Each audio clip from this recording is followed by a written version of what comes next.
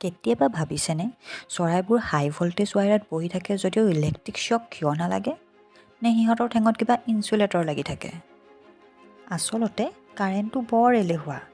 কাৰেণ্টে সদায় হাই ভল্টেজৰ পৰা ল' ভল্টেজলৈ মুভ কৰিবলৈ ভাল পায়। কিন্তু চৰাইবোৰতো মাত্ৰ এডাল ৱায়াৰতহে বহি থাকে। গতিকে চৰাইৰ বডিত ভল্টেজ ডিফাৰেঞ্চটো 0 হয়। গতিকে কাৰেণ্টটোৱে ভাবে চৰাই বডিয়েটো গৈতো একো লাভ নাই, শেষত গৈ একেই ভল্টেজেই পাব। গতিকে ডাইৰেক্ট ৱায়াৰডালেদিয়ে যোৱাই ভাল। আমি পানীৰ ফ্ল'ৰ লগত কাৰেণ্টৰ ফ্ল' সহজতে বুজিব পাৰোঁ। যদি আমি দুটা গ্লাছ এডাল পাইপেৰে সংযোগ কৰোঁ আৰু দুয়োটা গ্লাছত সমান পৰিমাণৰ পানী ৰাখোঁ, তেন্তে আমি পানী প্ৰবাহিত হোৱা নেদেখোঁ। কাৰণ দুয়োটা গিলাচতে সমানে পানী আছে।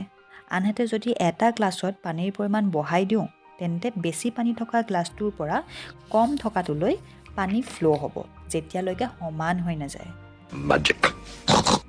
কাৰেণ্ট প্ৰবাহিত হৈ থকা ছুইচ কেতিয়াবা হাতেৰে চুই দিলে ইলেক্ট্ৰিক শ্বক খাওঁ। কাৰণ মাটিত কাৰেণ্ট ল' হৈ থাকে আৰু ছুইচত হাই, আৰু আমাৰ শৰীৰটোৱে কাৰেণ্টৰ পথ হিচাপে কাম কৰে। সেইবুলি প্লাষ্টিকৰ মাজেৰে কাৰেণ্ট ফ্ল' নহয় আকৌ দেই। প্লাষ্টিক বিদ্যুতৰ কুপৰিবাহী।